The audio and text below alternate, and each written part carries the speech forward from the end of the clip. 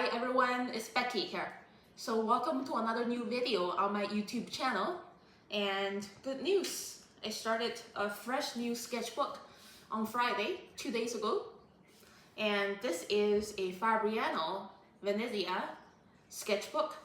So it's actually mixed media paper, not intended for watercolors.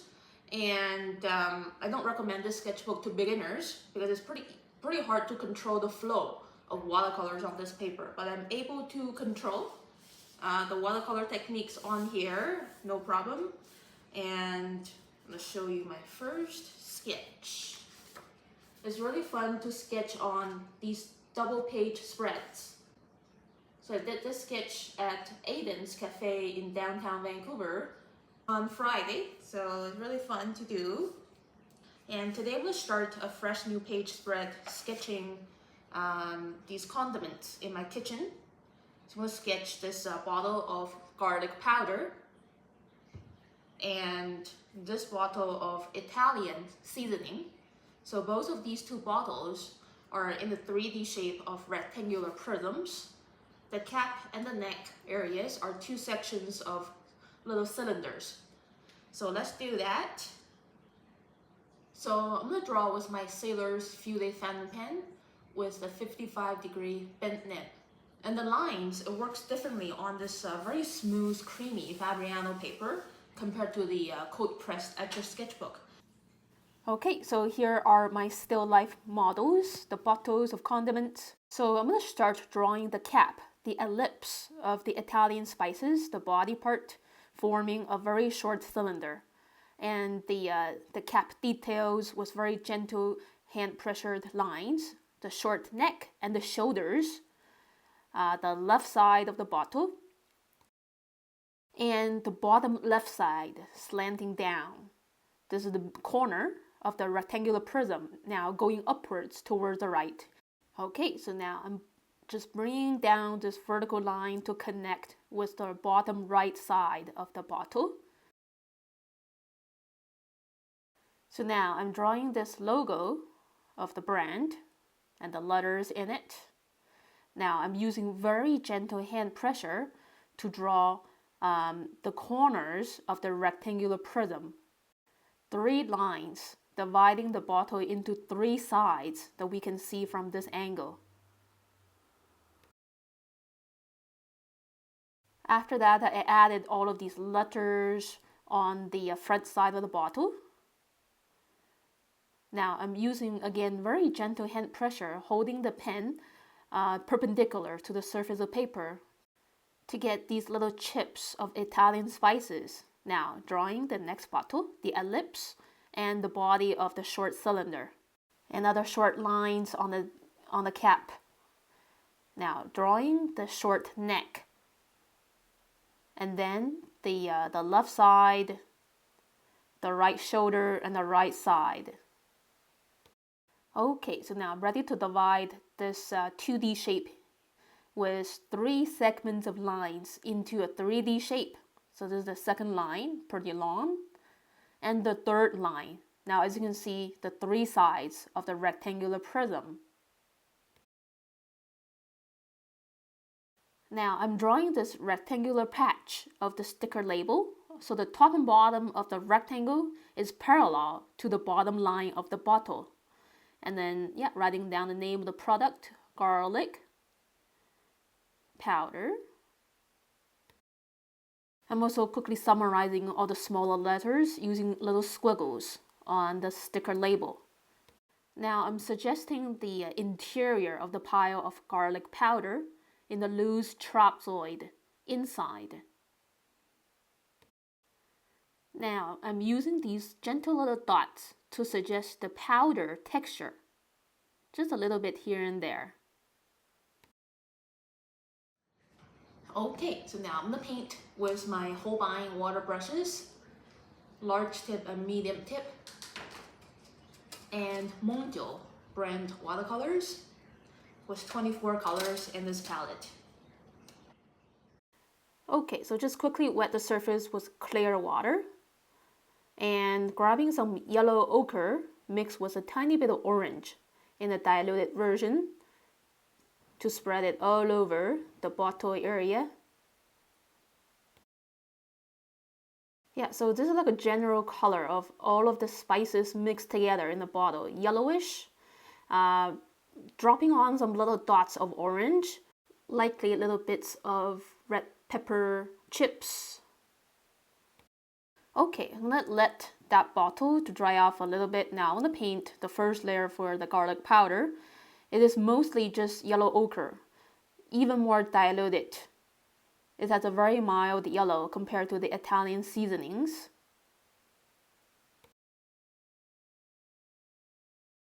Okay, now I'm ready to move on to paint the first layer of the caps. I'm mixing my own gray by mixing cobalt blue, viridian green, and permanent violet together. Dilute it quite a bit to get a mild gray first, leaving some little spots on the cap for the highlights of the plastic. Now I'm ready to paint on the second layer for the black caps. Same color combinations, but containing less water, yeah, for some contrast. So a lot of people, I find they're frustrated with watercolors because they just work on one layer. You need to paint one or two extra layers to make your painting stronger with higher contrast. Yeah, and just using my medium tip water brush now for these small and subtle transitions of grays. And then painting the label part of the Italian spices. And then grabbing some permanent rose to paint the sticker label. I also mix in a little bit permanent violet with permanent rose for the label of the garlic powder. Yeah, so try to spread this purple a little evenly on here. And now I'm ready to add a bit of color definition for the Italian spices, the greens of the basil and bay leaves. Very diluted green. Yeah, the main color is actually yellowish. And also grabbing some leftover brown and some more red orange. So the red pepper or the chili chips are pretty dominant colors in the bottle. Yeah, adding some more little dots, wet into moist. So these little brush markers are kind of like looking fuzzy, not way too sharp. Grabbing some leftover green-brown color mixture for some more color definitions of basil leaf chips here and there in a very subtle way. And then adding another layer of higher contrast for the caps. And using the leftover greens to paint these graphics on the front of the bottle. Grabbing some leftover blue to paint the transparent plastic neck area. Using violet to paint the shaded side of the garlic powder bottle. Painting the shade and accentuate the shine on the neck area with another layer of gray. Same for this bottle as well. Whoa, so just my kitty DuDu just hopped on my chair and the little table by the window. So after 2.5 months after the incident and the operations, he is very much back to his normal cat self again. Now painting the shadows with blue-violet in very diluted versions on the bottom parts of these bottles. Yet the shadows are not super strong in this case. A little bit more blue close to the edges of the bottles for a bit of color value transition. And shade this yellow label, which is away from the light source. Okay, now adding some more. This is the shadow of the garlic powder bottle landing onto this bottle using blue-violet. Some final polish, and I think that's very much it. Bit more grays here and there. There we go. Now DuDu just hopped on the table again. Here's the look of my finished sketches of the bottles of condiments. DuDu being curious as usual, walking like a little lion on the table. Okay, so now I want to paint this sunny day view outside my reading room window. Ooh, there's a bug on the window glass. I just drew a rectangular frame above the bottles. Now I'm starting to draw this foreground tree covering up a little bit of my neighbor's house, using these squiggly lines to show the fluffy foliage texture, adding these triangle and bars, arches for the house structure. Over the past 12 years, since I lived here, I've been drawing this house numerous times. So that's why I'm pretty fast at drawing these houses. Most of the rooftops, they are made of trapezoids and triangles. Yeah, another little triangle here, and another one. And the windows are simply little patches of rectangles, and I like to shade the windows in with solid brown ink for a sense of depth. And I'm using loose contour outlines for the forest behind the houses. These trees are very wild looking.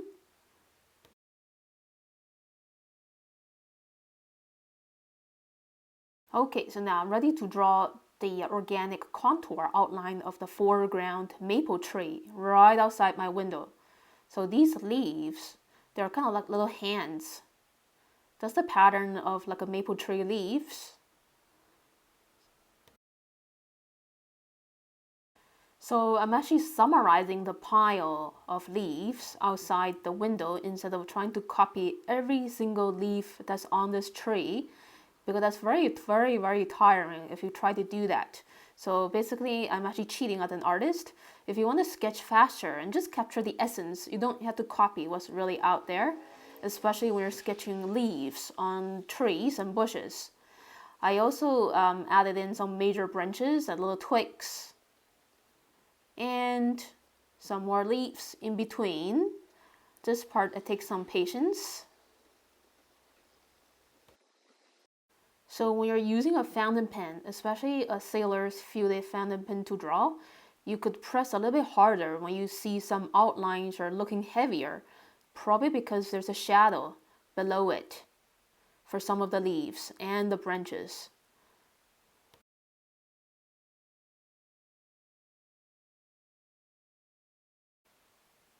And just a few more lines, that's pretty much it. Now it's time to paint the evening atmosphere. I'm going to start painting the sky as always. I just wetted the sky area with clear water first, grabbing some pure cerulean blue for the higher part of the sky, mixing in a bit of lime green to get a turquoise green. Evening sky, they could be looking more like a turquoise green, turquoise blue, very soft and refreshing. Yeah, and I just got the work done painting the sky really quickly without overworking on it. No extra rubbings. Now, I'm putting on this kind of underpainting for everything below the sky using slightly diluted yellow ochre. In the evening, a lot of things are glazed with this strong yellow-orange tone from the sunshine. Same for the branches. And a bit of gentle yellow for the front of these houses. The roofs are really illuminated by the sunlight. Now it's time to paint the forest. Starting with a very light green. These trees are super illuminated in the sunlight, so it's kind of a yellow green. I also mix in a little bit of orange into the yellow green. Again, it's lime green mixed with yellow ochre and a little bit of orange for these trees. Shading these part of the trees with viridian green for shadows landing on them. Now it's time to paint this gray roof using leftover bluish gray and some brown diluted for this one. Shadow on the roof using a dark sepia color. And painting in the other roofs with leftover browns. Now I'm starting to paint the foreground maple tree. I've been watching this maple tree to grow over the past 12 years, and it's getting higher and higher each year. And yeah, starting with this medium green, kind of yellowish, by mixing Viridian green with yellow ochre. The higher part is brighter because it's reaching higher for the sunlight. Playing with different shapes of brush marks, using various hand pressure and the angle holding and pushing down the brush. So when we're painting trees, you don't have to paint every single leaf, but you can suggest the density of the piles using levels of water control, heavier or lighter green. And I just painted that middle ground tree with yellow-green, some smaller bits using leftover brown for the houses. And painting more shaded areas on these houses, and paint these major branches using leftover brown. Some more little bits of greens. Mixing burnt sienna into Viridian green and less watery to shade this puffy tree. And same for the maple tree in the front as well. It needs some more, sense of weight. Yeah, so in other words, a sense of volume on these small clusters of trees. And the way to add in the weight is to paint another layer of heavier green or the shade of green by mixing a little bit burnt sienna into Viridian green. And adding a bit of stronger green tones for the little forest in the back. Yeah, a bit of contrast so it's not too flat. Using these soft, choppy brush strokes. Add a bit of blue-violet shade for the exterior parts of these houses. And yeah, gentle layering of these small bits of color is actually pretty important to add more color definitions to the things we paint. And grabbing some permanent red and paint it over the green. So these leaves, they are like half green, half red in the transition stage. They're not the vibrant reds of the autumn maple leaves yet, but very soon. So yeah, just adding on these small bits of red. And yeah, it's a little sad to say goodbye to summer. But autumn is going to bring a lot of these beautiful fancy colors of red, orange, and yellow. Yeah, just punching on these permanent red in gentle color values. And last small bits of definitions on the tree, and that's it. Now, moving on to the next day, I'm going to sketch my kitty DuDu in his cute pink diaper. So he's still having a bit of bladder problems. So we are giving him medication. The medication is giving him side effects, including leaking pee. So he had to wear a diaper most of the time to avoid getting a pee on the carpet. Okay, so he moved. So I was not able to finish DuDu's gesture. And okay, now he's sitting on the couch, crouching. Okay, so I had to start a new face position of DuDu. As you can see here, drawing the masquerade mask with stripes, using these squiggly lines, and the chest furry area, his little front paws, crouching on the couch. Some more squiggly lines for the tabby pattern on his forehead, his upper part of the body, and the furry texture. So when you're sketching your pet, well, it can always happen if your pet moves. So it's okay to start the line drawing again with a new position on top of your old drawing. Now, doing the lower part of DuDu's body. So the lower part of his body was shaped for the operation, and the fur is still growing. And the diaper. And having fun sketching in the masquerade tabby mask for DuDu. And observe how the fur is laid out on the skin and use the correct direction of pen strokes. And DuDu just came down from the couch. Okay, here's the look of my finished line work. Super loose, a little cartoony, but I think I captured the playful nature of DuDu. Now I'm ready to paint, starting with the underlay of his fur, which is yellow ochre among all the black. This is slightly diluted yellow ochre with a little bit of burnt sienna in it. Grabbing a little bit of red to paint his little pink notes. Shade his legs a little bit and the chest with leftover gray. Wet into wet, burnt sienna mixed with black. And some pure black blending into the previous layers. Grabbing some turquoise green to paint DuDu's eyes. Yeah, the spirit of any animal and humans. Some leftover permanent red and a bit of permanent violet for the little diaper. And shade his white area of fur with leftover grays. And I feel like painting a backdrop for DuDu right behind him. I think I'm going to use a loving pink by grabbing some permanent rose. Using a diluted version, not too strong. And a little stronger tone of permanent rose on the lower part of the backdrop for a bit of drama.